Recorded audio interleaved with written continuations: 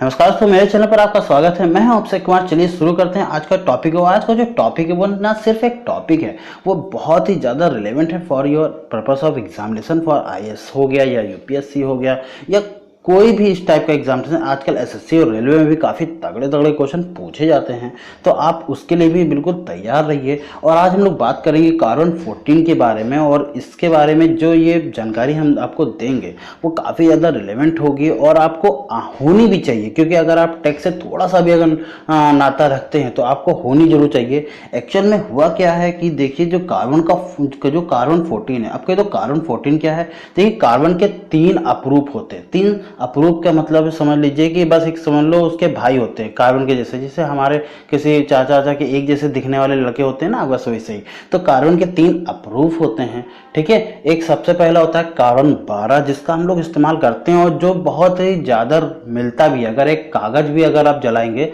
तो उसमें जो कार्बन होगा वो कार्बन 12 मिलेगा, जिसको आपने केमिस्ट्री में पढ़ा भी होगा। कार्बन इलेक्ट्रॉनिक कॉन्फ़िगरेशन करते थे तो 6 इसका इलेक्ट्रॉन होता था, ठीक है, 2,4। तो वो कार्बन 12 के बारे में हम लोग पढ़ते हैं।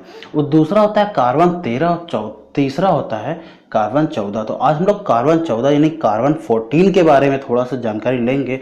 एक्चुअल में कैलिफोर्निया की कंपनी है एनडीबी, उन्होंने ये कहा है कि जो कार्बन 14 पाया जाता है हीरे में, अगर उसके कचरे को हम लोग वेस्ट ना जाने दें, उसके कचरे को इस्तेमाल करें बैटरी बनाने में, जो सेल्फ चार्जिंग बैटरी होगी, यानी खुद को वो चार्ज करती रहेगी, और उसके निर्माण किया है किसने? कैलिफोर्निया की कंपनी एनडीबी ने। अब इनका दावा क्या है, चलिए। और कंपनी ये दावा भी कर रही है, क्या दावा कर रही है आप देख करके और सुन करके बिल्कुल होश उड़ जाएंगे कि अगर इसको एक बार चार्ज करते हैं तो ये 28,000 साल तक चल सकती है। जी हाँ, बिल्कुल सही सुना है आपने, 28,000 साल। इसको नाम भी ये देंगे कभी ना खत्म होने वाली बैटरी। मतलब 28,000 साल कौन जीता है? आप सोचिए, यहाँ पर 100 साल नहीं लोग जी पाते, 28,000 साल समझ लीजिए कि वो कभी ख़त्म ही नहीं होगी। क्यों? क्योंकि इसकी जो कैपेसिटी होगी वो काफ़ी ज़्यादा बेहतर होगी, और ये बैटरी खुद को चार्ज करती रहेगी अपने ही इलेक्ट्रोड्स के थ्रू।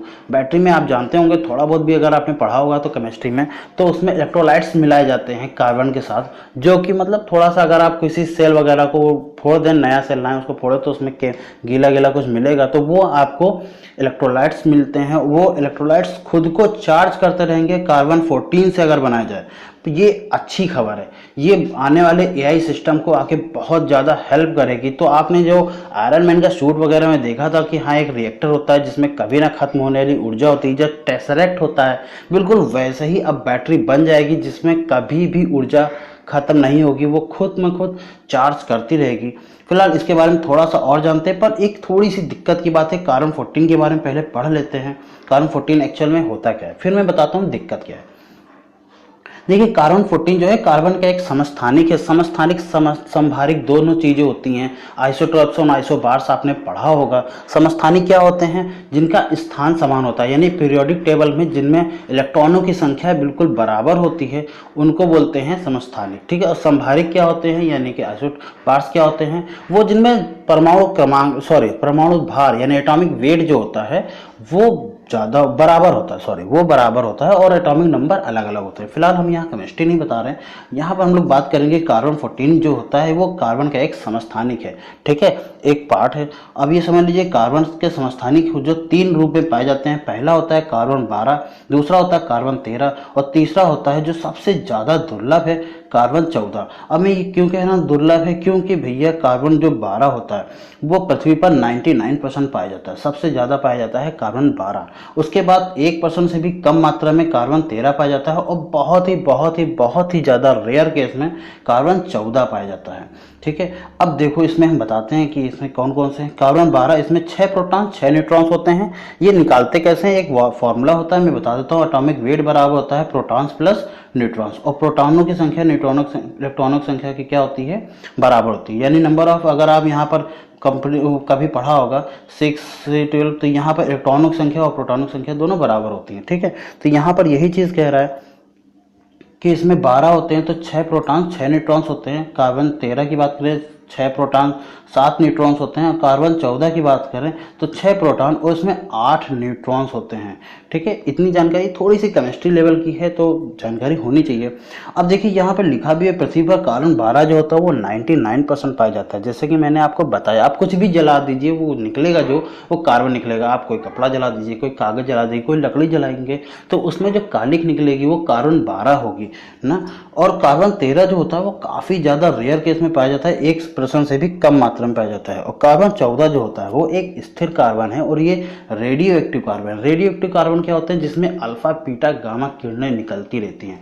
अब ये क्या होती है, इनके बारे में स्टडी हम लोग नहीं करते, बस आप इतना मोटा मोटा समझ लीजिए। ऐसे जो रेडिएशन फैलाते रहते हैं उनको बोलते हैं रेडियो एक्टिव एलिमेंट्स। रेडिएशन से अगर आपको हल्क वगैरह याद आ रहा होगा तो ठीक है, नहीं तो कोई बात नहीं।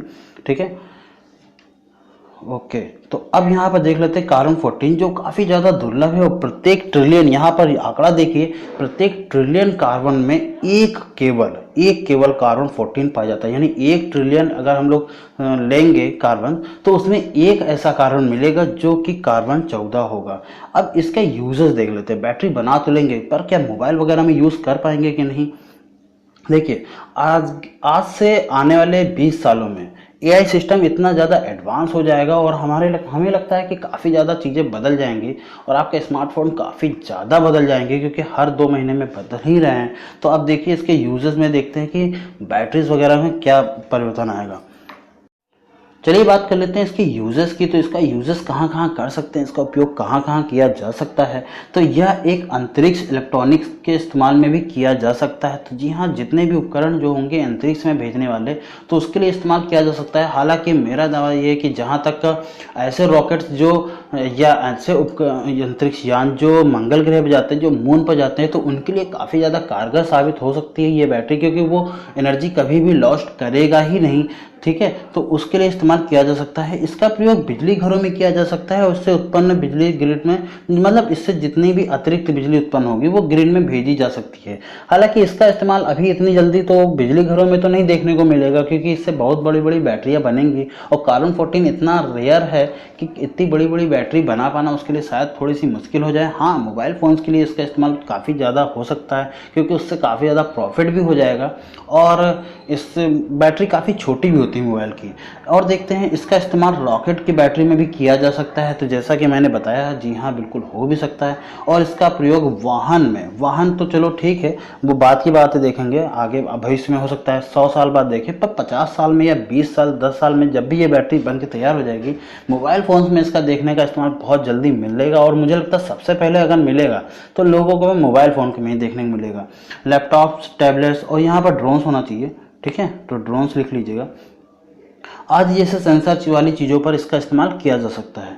तो मोबाइल वगैरह में किया जा सकता है। ये बहुत ज़्यादा, मतलब मुझे लगता है कि मोबाइल में सबसे पहले आएगा, क्योंकि मोबाइल की बैटरी काफ़ी छोटी होती है। और आईफोन जैसे ब्रांड हो गया, सैमसंग जैसे ब्रांड हो गया, जितने भी बड़े बड़े ब्रांडेड हैं, ठीक है, तो इनको इस्तेमाल करेंगे वो सबसे पहले इस बैटरी खरीदेंगे और वो काफ़ी महंगे खरीदेंगे। हालांकि अगर बैटरी उन्होंने खरीद ली तो सबसे पहला जो फ़ोन आएगा वो बेशक बहुत ही ज़्यादा महंगा होगा। फिलहाल इस वीडियो में चलते हैं इतना ही, और उसके बाद कुछ भी नहीं है। तो अगर चैनल पर नया आए हो तो सब्सक्राइब कर दीजिएगा, अगर पुराने हो तो लाइक और शेयर कर दीजिएगा, इतना तो बनता ही है, इतनी बढ़िया न्यूज़ है आज की। ठीक है, और बस तब तक के लिए खुश रहिए, अपना ख्याल रखिए। जय हिंद।